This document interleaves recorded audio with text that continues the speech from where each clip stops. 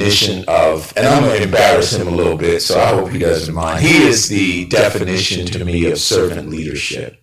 I have seen continuously in our community serious situations where you would see this gentleman. He has tirelessly worked with feeding the homeless, clothing the homeless, sheltering individuals, comforting moms who have lost children, working tirelessly to change legislation in the community. And quite frankly, I am humbled by being next to this man. Ladies and gentlemen, Edge Radio, please welcome Pastor Deckard to our show. Hello, Pastor. How are you, sir? Thank you. I don't know what really to say after that, but I think the greatest honor any man or woman could be called is a servant. So I take it with great humbleness when someone refers to me as a servant. And when you add a servant leader, and that's because ultimately at the end of the day, at the end of this journey, at the end of every game, you want to hear these words, well done. Yes. And I want to ultimately hear those words from my Creator, well done, my good and faithful servant. So thank you for seeing that, and I appreciate your great compliments. Yes. Well, Pastor, I have to say, and I know that you have been very instrumental in this community, but Houston has been touched particularly with the George Floyd death because he is one of our own. And you were there. You were there yesterday. You've had a chance to connect with the family. Can you walk us through what's been going on and how they're doing and But the most amazing thing for me, my personal journey, is that 30 days ago, per se, I didn't know who Big George was, like most people. But the more I learned about his story that was unfolding, grew up in the CUNY homes. For those not familiar with that, that's in 3rd Ward near Texas Southern University. So a guy who grew up in the hood, the CUNY homes, 3rd Ward, former athlete, not professional, but a former athlete, like most of us who grew up in the hood. We love sports. We gravitated towards sports. It kept us out of trouble. It gave us direction. Yes. And this guy, his death caused a spark in a movement that already existed. And it amazes me. I don't want to be super spiritual, but that's who I am. Yes. It amazes how God can take a situation and transform it to something even greater. So now this guy's life was lived in basically a shallow, just those who immediately knew him. But the world, of course, didn't know him. Now the whole world knows his name, but more importantly, when they call his name, it brings revelation to a horrible story unfolding in America. Yes. This police brutality, this racism. So now this unknown guy, and this blew me away. This unknown guy's name now will appear on the same wall in Africa with Nelson Mandela. Wow. Only God can do that. Wow. Only God can take That's someone that we would say from nowhere, and use his death to create a movement that will never make this world ever the same again. 2 things took place over the last few months. The coronavirus, yes, and the murder of Big George changed the globe forever. Yes. So my takeaway with that is, if God can do it in his life, no one can walk around saying my life has no value, because you never know what your story is going to unfold. So every kid in the hood can be inspired by Big George's life, because everybody who spoke about him talked about how he kept going, no matter what obstacles he kept going, he kept getting up and kept going. He would fall down, get up, and keep going. So that inspires every little kid in the hood. Man, just keep getting up and keep going. Yes. And God's going to use your life to do something great. Yes, man, that is absolutely spot on. And, I appreciate that this movement has really been, as you said, global. It highlighted abuses in Paris. It's shown abuses all over Europe and everybody. Canada, all over the globe. Yes. So that's, as you said, that's nothing but God, right? Nothing but God. That a dude from the hood can change the world. And watch this. This is really magical. He was not a famous athlete. He was not a very wealthy man. He was not a very popular man. But his life became a very powerful life. Yes. Even his death became a powerful step. And I promise you, things would never be the same again. Yes. Laws are being changed. Can you imagine that Big Soul, I know he loves sports too. Because would you ever envision a day where both Tiger Woods and Michael Jordan would speak out about a subject so passionately?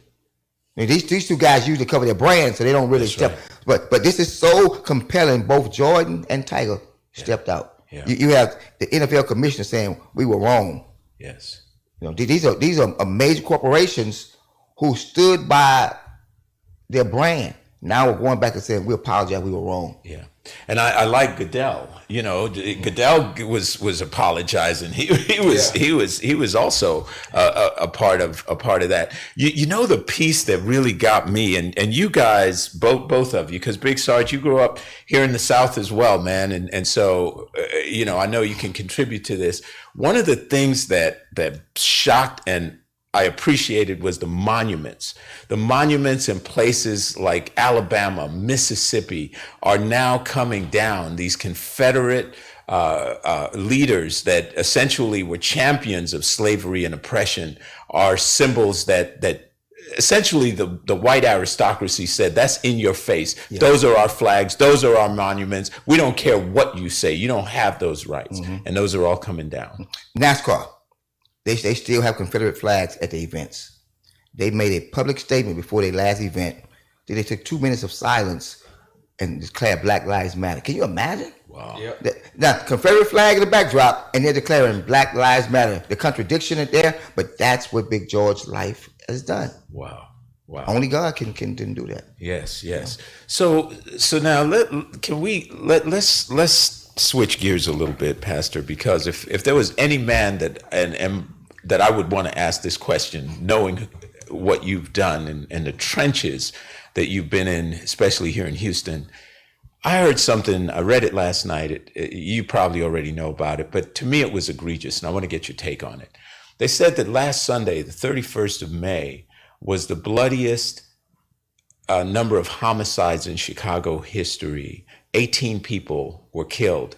A total of 85 were shot over that weekend, over that rioting, and then subsequently 18 died in just one day, 24 over the weekend. What do you say to black men? Or no, not what do you say? How, first of all, explain to us, give us, get in their head and tell me why that's happening. Before we even go to Chicago, let's stay home for a minute.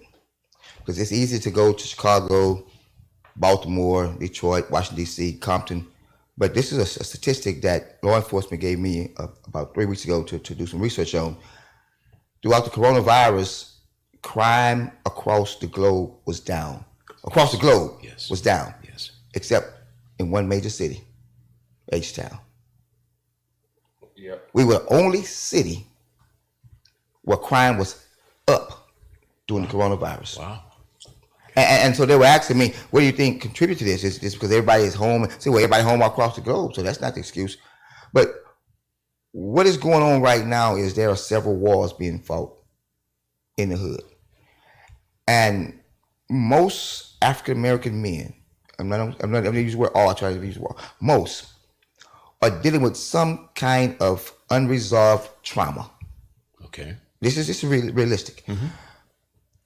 I'll use a Bible story to make it make sense. There was this kid in the Bible named Mephibosheth.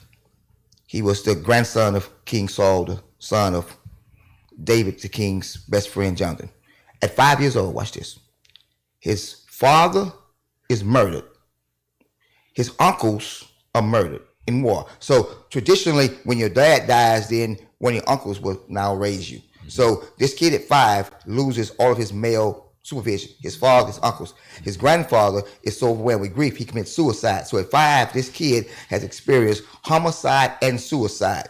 That sounds horrific until you peel back the layers. In every inner city community, by the age of 5, most black boys have experienced homicide or suicide either through a physical act or a slow act. When I say a slow act, which means daddy on drugs or mama on drugs. So they didn't put a gun to their head and blow their brains out, but they're drinking their life away. They're smoking their life away. They're injecting their life. So most little boys by the age of 5 has experienced some type of trauma with no psychological offset. No counseling, no therapy, no one sitting them down to walk them through this. So they go through life confused. So either they gonna kill me or I'm gonna kill me. The mindset. Yeah. So it becomes easy to get into combat and hurt one another. So when coronavirus took place, money got lost.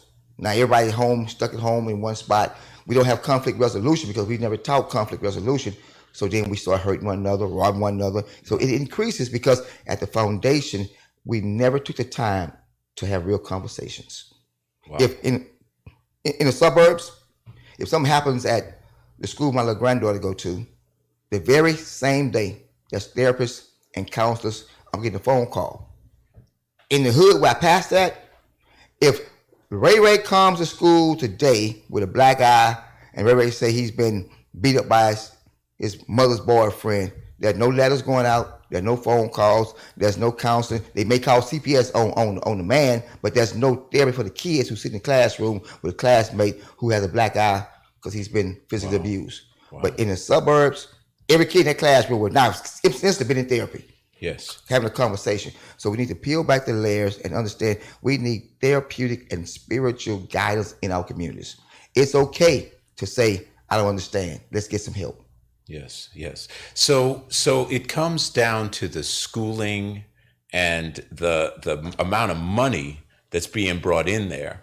And then there's the other part of it, which I know you're actively involved in, which is teaching parents how to be parents. Because when you say schooling, kind of like, don't blame the church nor the school. It starts at the home. Right. What President Barack Obama said a lot of great things, but one of the greatest things to me that he said was when he made this statement, yes, there's a black man in the White House, but it better be a black man in your house, which means that we have to take ownership of our own house. Yes. So before I blame the church or the school, I want to make sure that every man of color regains his status and position in his home. Even if you and your baby mama didn't work out, if you have kids, you still have a responsibility to make sure you raise your sons and daughters to reach their full potential. Stop punking. Oh, I'm sorry. No. This is called Edge Radio, and we speak the truth here. Stop punking out and running out on your responsibility. Yes. If you lay down with that female for however many seconds or minutes it was, she was good enough then. So if it don't work out, don't let your children suffer because some adults didn't work out. We have a responsibility to go back and invest in our children. Because if we don't invest in our children, then the next generation gets worse and worse. Yeah. And you talked about funding, again, the census is very important.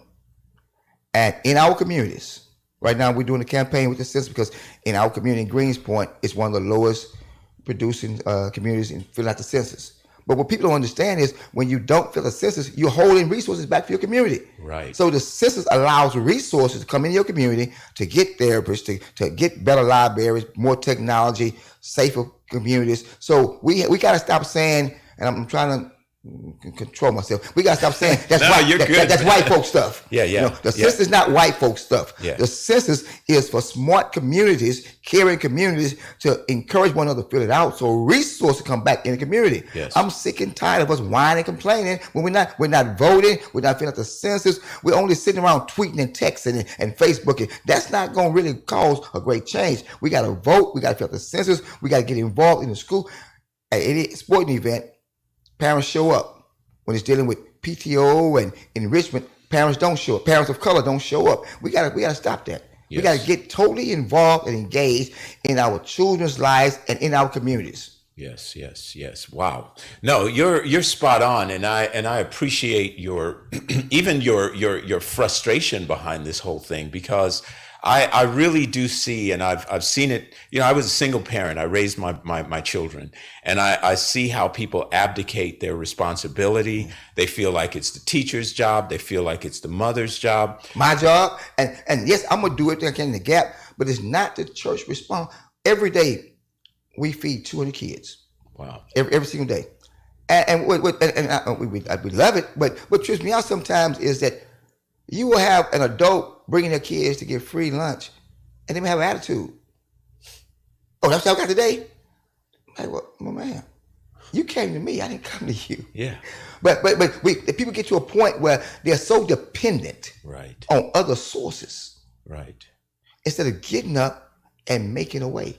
Right. So we got to stop being dependent on other people And I heard the slogan, I forgot who said it, but we all we got and we all we need. Yeah. And if we really start operating with that mindset, we become so powerful. If the three of us made our mind up to accomplish one goal and put all our efforts and resources and commitment to fulfilling that goal, there's nothing that can stop us. You're right. You're right. But the problem is, well, Big Sarge gonna get $1 more than me, so let me slow it down. Let me slow him down, or let me put some in your ear against Big. We cannot make it with that mindset. Yeah. Yeah. How do you change that? Because that's one of the frustrations I have, because I've seen it. I've been a victim of it, and I just keep moving. But how do you change that mentality? I'm not as young as I look, thank God. But you get to a certain age and you start thinking about legacy. So one of the things I'm really trying to do now is bring people together. And in my community, Greenspoint, over the last 7 days, they had 3 different walks.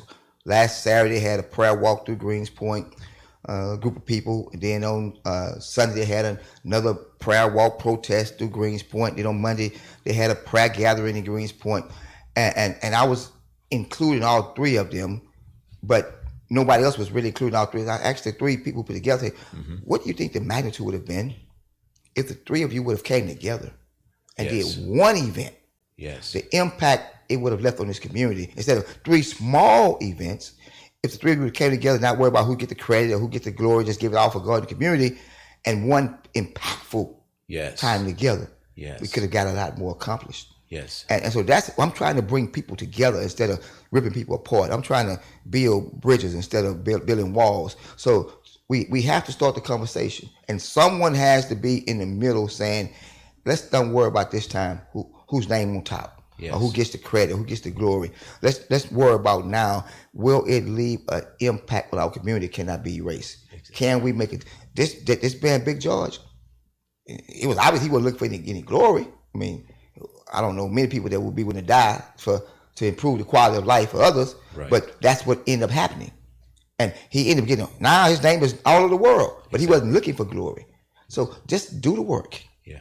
And then let God get a credit. Yes, absolutely. Wow.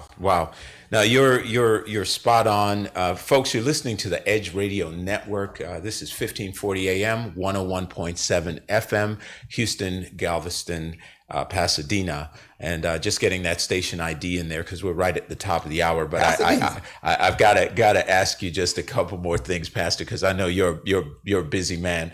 You have done some amazing work over the COVID-19. I have been by your church and I've seen mobilized volunteers handing out food, getting testing done.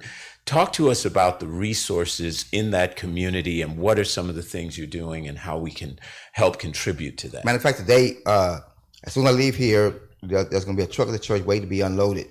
And in the month of May, God just blew my mind. We gave 5,000 free lunches and breakfasts away to the community. 5,000. Wow. It blew my mind because I'm a Bible guy, and I remember when Jesus fed 5,000, so it kind of like this stuck in my. And then we gave 5,200 boxes of groceries away to the community in the month of May. Wow. We partnered with another organization, and I'm not calling names, so it's just still off the record. It's supposed to be off the record.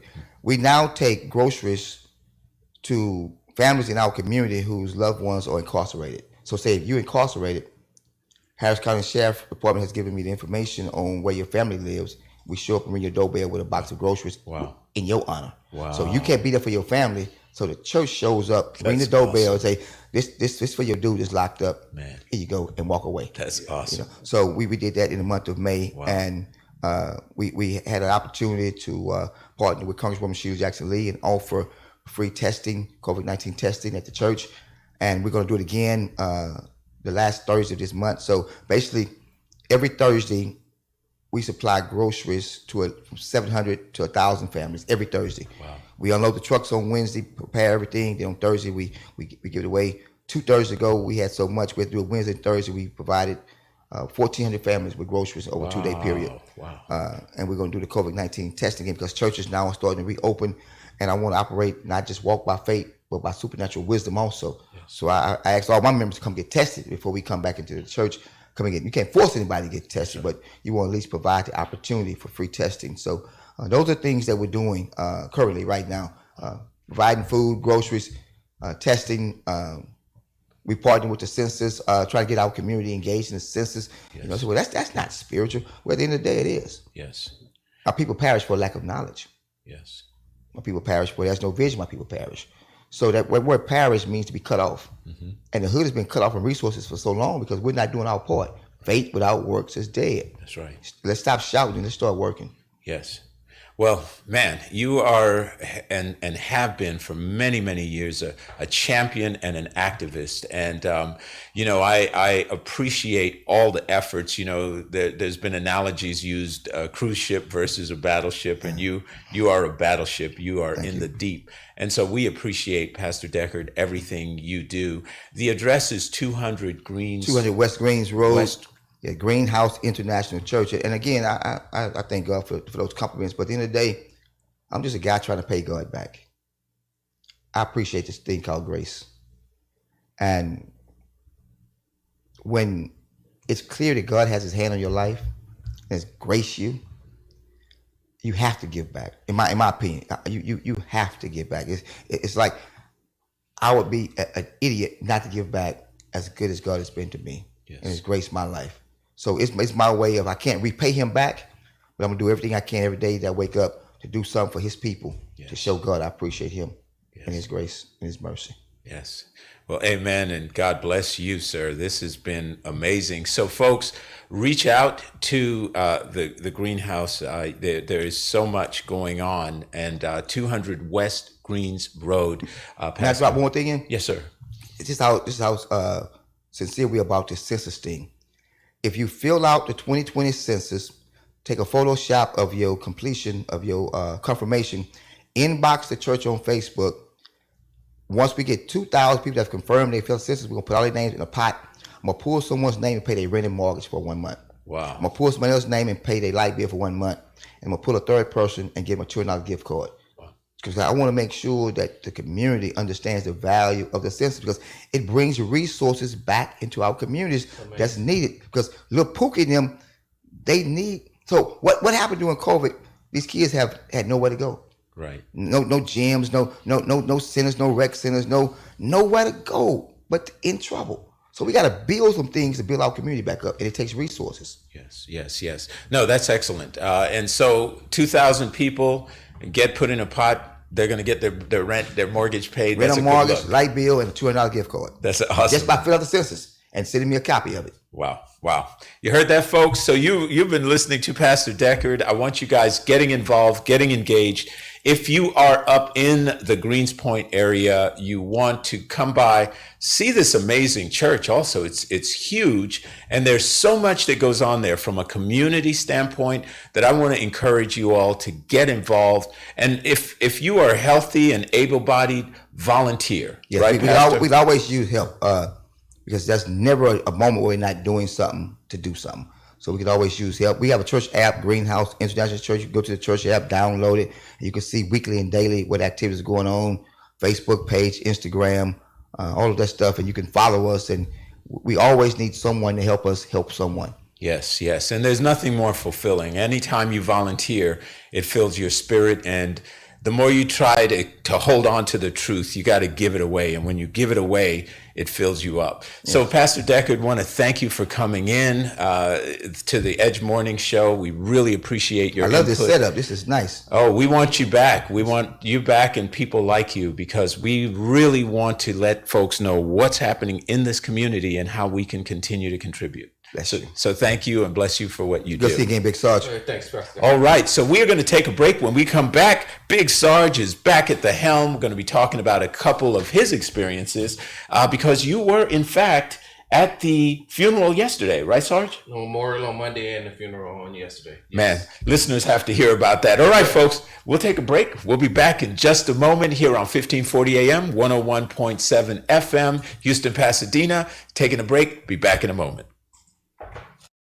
And today I'd like to inform you that Doctors of Chiropractic are primary contact healthcare providers who provide essential care, including but not limited to managing acute and urgent musculoskeletal condition. These services are critical for managing cases that otherwise could end up in the emergency rooms, worsening an already difficult situation. It is important to note that chiropractic services also keep in place health care providers, first